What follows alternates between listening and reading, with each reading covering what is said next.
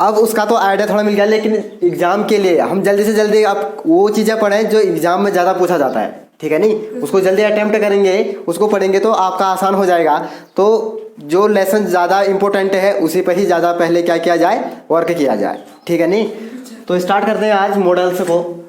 Model क्या होता है, इससे पहले जब मैंने टेंस पढ़ाया था, आपको क्या पढ़ाया था, टेंस, वहाँ पर भी मैंने सारे जो एक्सिलरीज वर्ब है आपके प्रिंसिपल, सेमी मॉडल्स और मॉडल्स को बताया था, जिनकी संख्या टोटल कितनी है, 24 है। तो उसमें से एक पार्ट है आपका मॉडल्स, ठीक है नहीं। तो मॉडल्स आप पहले भी जान चुके हैं थोड़ा सा, लेकिन फिर से पढ़ते हैं विस्तार से, इसको एक्सप्लेन से सीखते हैं, ठीक है नहीं। और सारे एक एक करके सारे वर्ड, वहाँ तो मैंने सिर्फ क्या लिखा दिया था, can, could, may, might, will, should, shall, ये सब लिखा दिया था, आर कॉल्ड आपका मॉडल्स लिखाया था। बट एक एक वर्ड करके आपने एक्सप्लेन से नहीं सीखा था कि किसका यूज़ कैसे, कैसा कॉमन एरर्स होगा इसका, कहाँ कहाँ यूज़ किया जाता है, कैसे एग्जाम में पूछा जाएगा, ठीक है नहीं। तो अब इस टॉपिक में हम क्या करेंगे, इस क्लास में इसको पूरा डिटेल से सीखेंगे, ठीक है। तो लिखिए एट फर्स्ट हेडिंग डालो मॉडल्स, क्या डालेंगे, मॉडल्स। मॉडल्स में क्या क्या है देखो, फिर लिखते रहना, will, shall, would, should, may, might, must,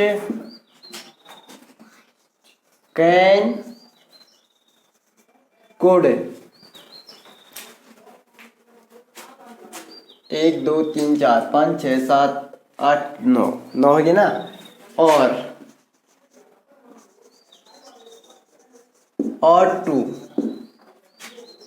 are called models, ठीक है। क्या कहा गया इनको, modals. Will, shall, would, should, may, might, must, can, could और 2 आर कॉल्ड मॉडल्स, ठीक। अब ये मॉडल से क्या है, कैसे करके इसको यूज किया जाता है इंग्लिश में, इंग्लिश लैंग्वेज में इसका बहुत जबरदस्त रोल है, ठीक है नहीं। इंग्लिश में इसका रोल बहुत ज़बरदस्त है, ये सब के लिए बहुत इंपॉर्टेंट है। यानी जिस तरीके से आप वर्ब, मेन वर्ब को पढ़ा, मेन वर्ब के बिना इंग्लिश का कोई भी सेंटेंस या कोई भी अगर बात इस लैंग्वेज को, इंग्लिश लैंग्वेज को आप नहीं बोल सकते, ना ही आप कोई सेंटेंस को फ्रेम कर सकते हैं या लिख सकते हैं बिना वर्ब का, मेन वर्ब का, ठीक है नहीं। यानी सब्जेक्ट होगा तो उसके साथ कुछ ना कुछ वर्ब, ठीक है नहीं। वैसा ही मॉडल से के बिना आपका इंग्लिश लैंग्वेज नहीं बन पाएगी, लैंग्वेज सही नहीं बन पाएगी, और सही क्या, लैंग्वेज अधूरा हो जाएगा, ठीक है नहीं। सभी बच्चों के लिए है, जितने भी बच्चे इसका इंग्लिश से पढ़ रहे हैं, इंग्लिश का जितना भी स्ट्रक्चर जान रहे हैं कहीं पर भी, यानी कोई कंपटीशन एग्जाम की तैयारी कर रहा हो, या कोई अपने क्लास की तैयारी कर रहा है, या किसी भी एग्जाम की तैयारी कर रहा हो, या वो सिर्फ एग्जाम की तैयारी नहीं वैसे भी सीखना चाहे, ठीक है नहीं, स्पीकिंग करना चाहे, चाहे वो राइटिंग करना चाहे, इस सब के लिए क्या है, बहुत ज़रूरी है, ठीक है। तो यहाँ पर क्या है कि जो मॉडल्स हैं आपका, will, shall, would, should, may, might, must, can, could और 2 आर कॉल्ड, ये सब क्या है, मॉडल्स हैं। अब मॉडल्स इस नाम क्यों है, इसका बात ही आती है। एट फर्स्ट हमें जानना होगा ये टॉपिक, ये मॉडल नाम दिया है, क्यों गया है इसको। मॉडल मीन से जानते हो क्या होता है, वैसे कहते हैं मॉडलिंग, मॉडल्स। क्या होता है modelling,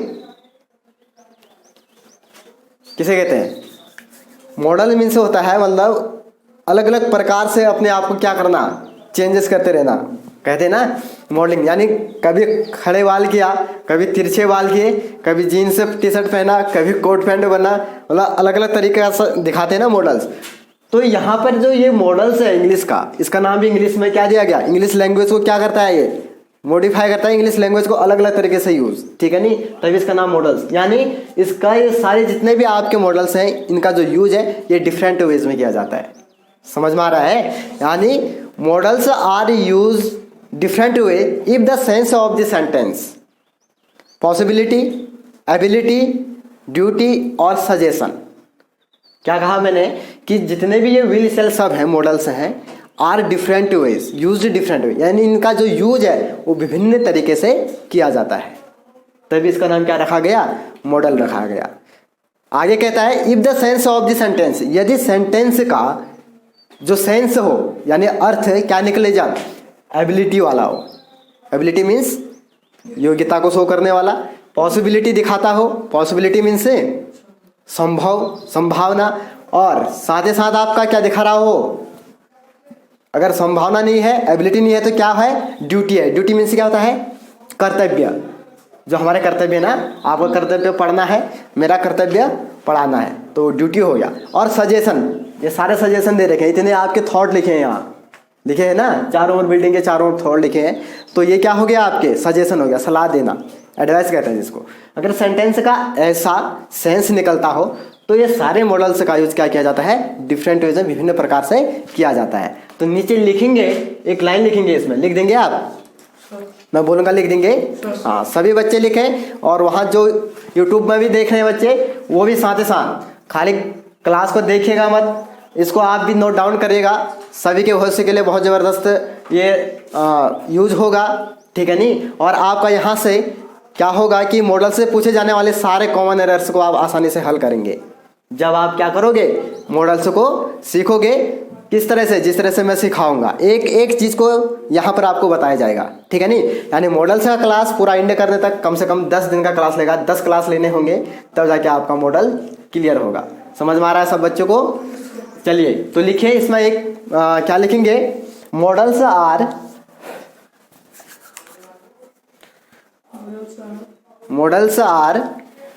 use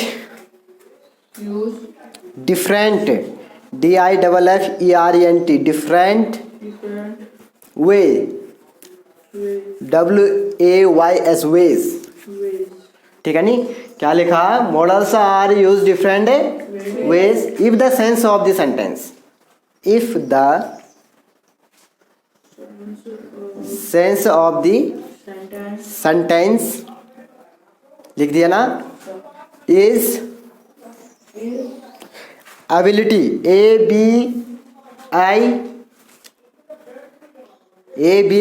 ABILITY, ability, comma, possibility, POSIBILTY, possibility लिख दिया होगा, duty, DUTY, duty, and suggestion,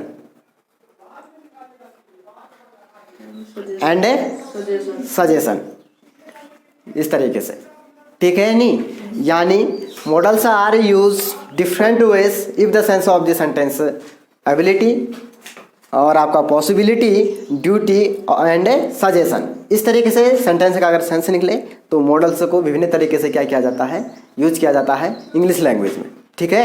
अब हेडिंग डालेंगे नीचे से कॉमन एरर, अब देखेंगे इसका कॉमन एरर कैसे करके क्वेश्चन को सॉल्व किया जाएगा।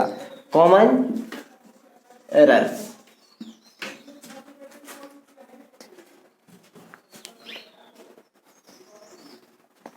कॉमन एरर में रूल नंबर फर्स्ट करो, rule number first, rule number first,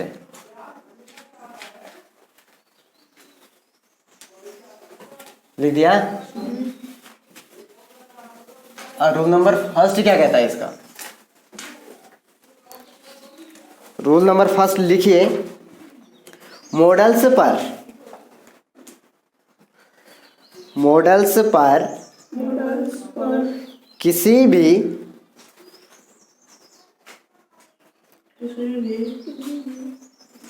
subject का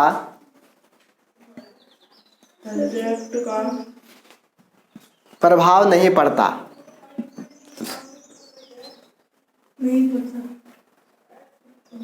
मॉडल्स पर किसी भी सब्जेक्ट का प्रभाव नहीं पड़ता।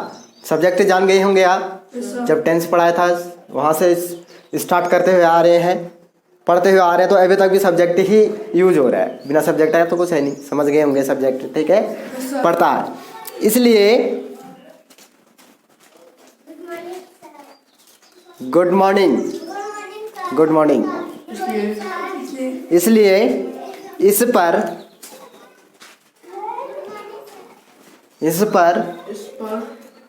सब्जेक्ट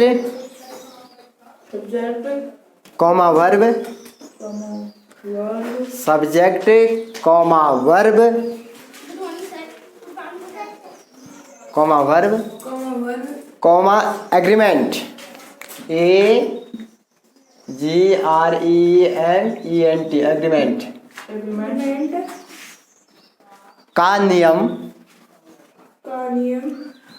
लागू नहीं होता है।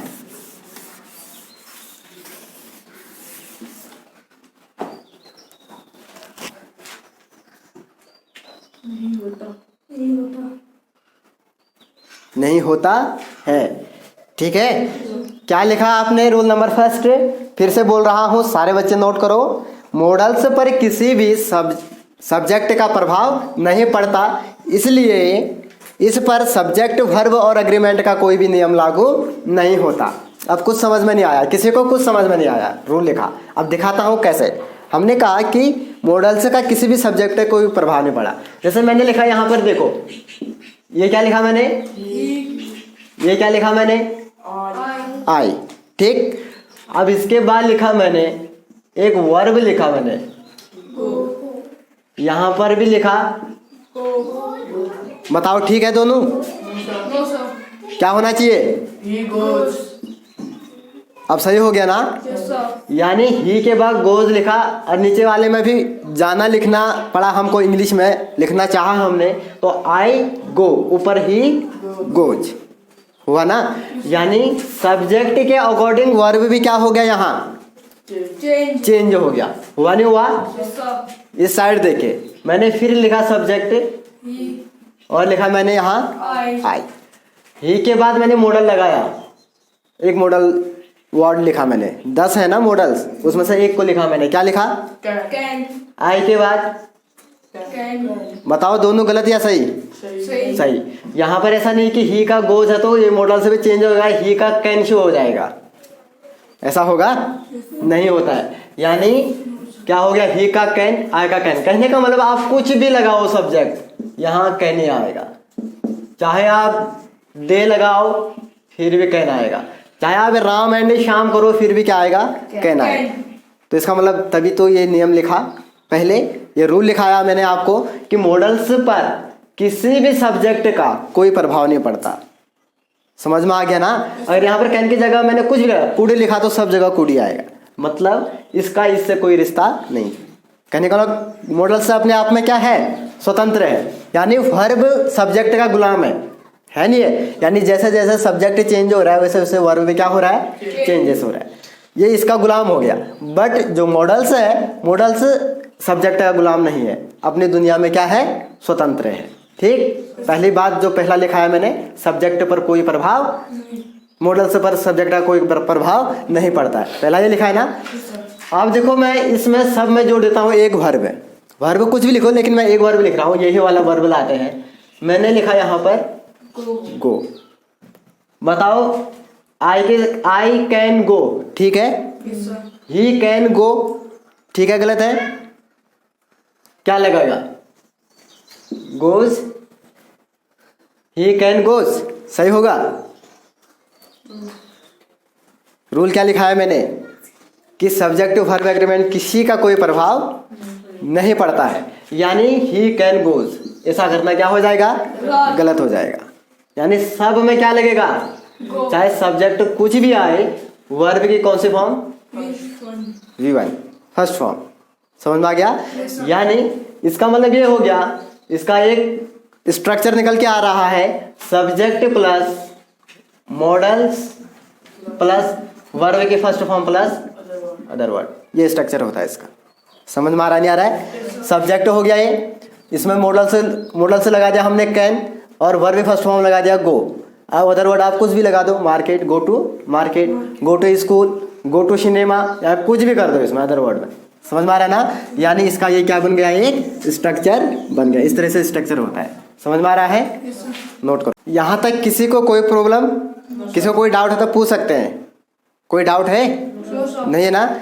अब लिखते हैं रूल नंबर सेकंड। पहला रूल तो ये हो गया इसका, समझ में आ गया।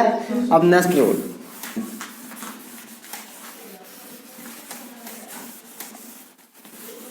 नेक्स्ट रूल क्या है? Rule number second.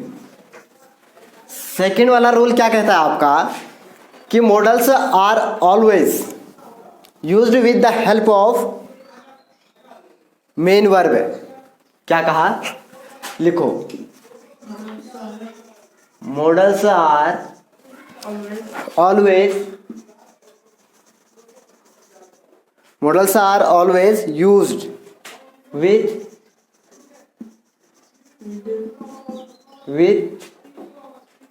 the help of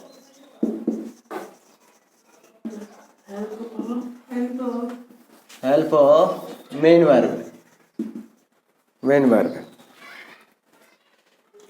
लिख दिया ना? Never used alone। यानी क्या कहा? Modals are always used with the help of main verb, never use alone। Note कर दिया ना? तो ये कहता है कि modals are always use with the help of main verb, यानी मॉडल्स का यूज किया जाता है किसके साथ? मेन वर्ब के साथ। Never used alone, never means कभी नहीं, कभी भी नहीं यूज किया जा सकता है उसको। एलोन मीन्स अकेले में। ठीक सर, कैसे बताइए इसका सेंटेंस? देखो, मैंने लिखा यहाँ पर यू। क्या लिखा? यू। यहाँ पर एक मॉडल्स लगाया मैंने, शुड। उसके बाद लिखा मैंने देयर। एक सेंटेंस हो गया, एक लिख दिया मैंने।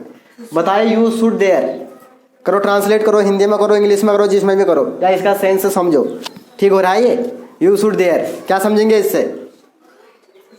कुछ भी नहीं, ठीक है नहीं, क्योंकि इसमें क्या नहीं है? मेन वर्ब नहीं है। तो यहाँ पर आपका अगर हम लगा देंगे मेन वर्ब, गो लगा दिया, आप बताओ सेंटेंस सही हुआ नहीं हुआ? यानी यू शुड गो देयर, आपको वहां जाना चाहिए। ठीक, इस तरीके से हमारा सेंटेंस ये वाला क्या हो गया? सही हो गया। ठीक है, तो यही आपका सेकंड वाला रूल है कि modals are always used with the help of main verb, never used alone, यानी अकेले इसको यूज नहीं किया जा सकता। ठीक है, इस तरीके से और भी सर, जैसे आई मैंने लिखा यहाँ कैन। क्या लिखा? I can. फिर लिख दिया मैंने इसको यहाँ पर दिस। बताओ सेंटेंस, आई कैन दिस, कुछ सेंटेंस बना? नहीं बना। यहाँ पर वर्ब लगाना होगा, मैंने लगा दिया यहाँ पर डू। बताओ सेंटेंस बना? आई कैन डू दिस, मैं इसे कर सकता हूँ। ठीक है नहीं? तो ऐसा करना क्या होगा? सही होगा। कहने का मतलब मेन वर्ब चाहिए ही चाहिए, बिना मेन वर्ब का सेंटेंस नहीं बनेगा अगर मॉडल्स का यूज हो रहा है तो। ठीक है नहीं? यानी मॉडल सिर्फ अकेले मॉडल को यूज नहीं कर सकते, उसके साथ किसका यूज करना जरूरी है? मेन वर्ब का। समझ में आ गया होगा इतना? ठीक है, मिटा दो इसको। चलिए अब नेक्स्ट करते हैं।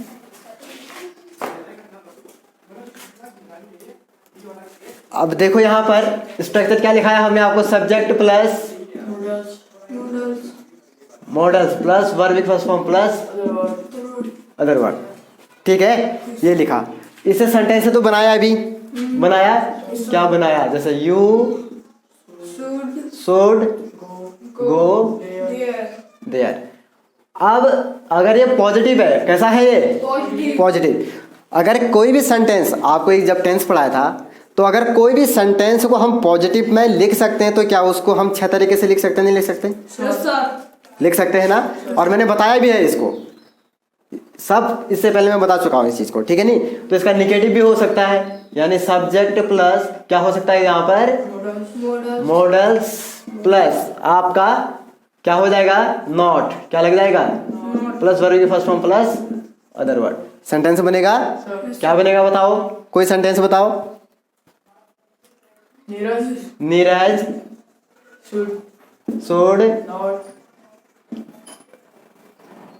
should not fight with Priyanshu।